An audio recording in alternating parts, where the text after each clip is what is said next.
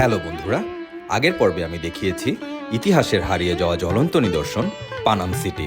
এই পানাম সিটির পাশেই রয়েছে আরেক ঐতিহাসিক নিদর্শন বড় সর্দার বাড়ি ও কারুশিল্প জাদুঘর। প্রায় ৬০০ বছরের পুরনো সোনারগাঁয়ের ইতিহাস ও ঐতিহ্যের ধারক এ বাড়ি। সুলতানি আমলের পথ ধরে মোঘল আর সর্বশেষ ব্রিটিশ রাজত্বের চিহ্ন নিয়ে দাঁড়িয়ে থাকা এই ভবনটি নির্মাণ করেছিলেন ঐশ্বর্যকান্ত সাহা সর্দার নামের একজন হিন্দু ব্যবসায়ী। তার নাম অনুসারেই এটি বড় সর্দার বাড়ি হিসেবে পরিচিতি পায়। ভবনটিকে অনেকে ইশাখার জমিদার বাড়িও বলেন। প্রাচীন মুসলিম শাসন আমলে ১২৯৬ থেকে ১৬০৮ সাল পর্যন্ত সোনারগাঁ বাংলা প্রদেশের রাজধানী ছিল। তারপর রাজধানী ঢাকায় স্থানান্তর করা হলে সোনারগাঁয়ের প্রাধান্য কমে যায়।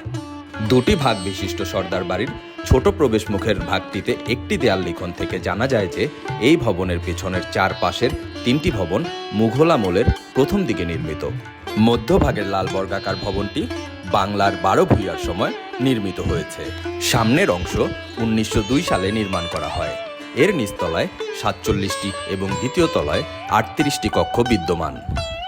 পশ্চিম ও দক্ষিণ দিকে এর দুটি সুসজ্জিত প্রবেশপথ রয়েছে। দক্ষিণের প্রবেশমুখের বারান্দাটি ২৫ ফুট দীর্ঘ এবং কাদামাটির ফুলপাতা ও চীনামাটির কাটা টুকরা নকশা সজ্জিত অর্ধবৃত্তাকার তোরণের সঙ্গে যুক্ত। বাঁকা তোরণটির নকশায় মোজাইকের মতো বিভিন্ন লতাপাতা ও জ্যামিতিক আকৃতির ব্যবহার দেখা যায়। উভয় দিকে তিনটি ছোট গোলাকার স্তম্ভ ও দুটি বড় করিন্থিয়ান স্তম্ভ রয়েছে, যেগুলোর প্রত্যেকটি ক্রমান্বয়ে সাদা ও কালো মোজাইকের সর্পিল বলয় দ্বারা সজ্জিত। উভয় দিকের অর্ধবৃত্তাকার চূড়াযুক্ত জানালাগুলো সরু ও করিন্থীয় স্তম্ভ দ্বারা স্থাপিত। বারান্দার ওপরে প্যারাপেট মুক্ত লতাপাতার নকশায় সাজানো। উপরের দেয়ালের লিখনে এর নির্মাণকাল ১৩০৮ বঙ্গাব্দ লেখা আছে। এই বাড়িটি বাংলা ১৩০৮ সালে সংস্কার করা হয়। ১৯৭১ সালে দেশ স্বাধীনের পর প্রত্নতত্ত্ব বিভাগ অধিগ্রহণ করেন ভবনটি।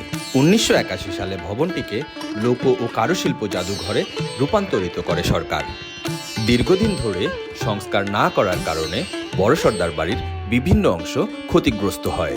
বাড়িটির ঐতিহ্য ও পুরনো সৌন্দর্যের কথা বিবেচনা করে এর আদিরূপ ফিরিয়ে আনতে কোরিয়া ভিত্তিক বহুজাতিক কোম্পানি ইয়াং ওয়ান কর্পোরেশন ২০১২ সালে সাংস্কৃতিক বিষয়ক মন্ত্রণালয়ের সঙ্গে সংস্কার কাজের চুক্তি করেন। অনুদান হিসেবে কোম্পানিটি প্রায় ২০ কোটি টাকা ব্যয় করে ভবনটির আদিরূপ ফিরিয়ে আনেন।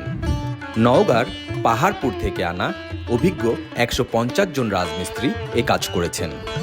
২৭,৪০০ বর্গফুট আয়তনের এ ভবনটির নিচতলায় ৪৭টি ও দ্বিতীয় তলায় ৩৮টি কক্ষ রয়েছে। বাড়িটির ভেতরের কারুকাজ অসাধারণ। কি নিপুণ দক্ষতায় কাজগুলো করা হয়েছে।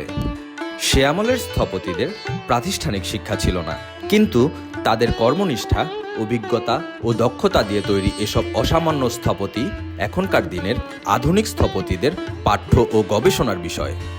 সোনারগাঁয়ে বেড়াতে আসা দেশ বিদেশের পর্যটকদের কাছে অন্যতম আকর্ষণ বাড়িটির কারুকাজ।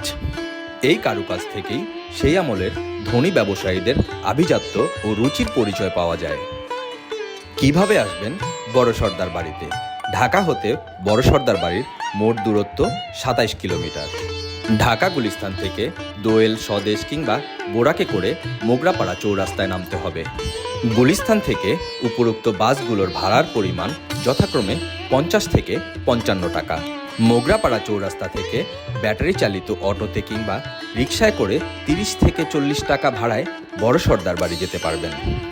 আপনি যখন প্রথমে জাদুঘরে প্রবেশ করবেন তখন আপনাকে ৫০ টাকায় টিকিট কেটে ঢুকতে হবে। এরপর যখন আপনি বড় সর্দার বাড়ি পরিদর্শন করবেন সেক্ষেত্রে আপনাকে গুনতে হবে বাড়তি ১০০ টাকা। অর্থাৎ আপনাকে আরও একটি টিকিট কাটতে হবে বড় সর্দার বাড়িতে ঢোকার জন্য। মনে রাখবেন, বাংলাদেশ লোক ও কারুশিল্প ফাউন্ডেশন বৃহস্পতিবার বন্ধ থাকে।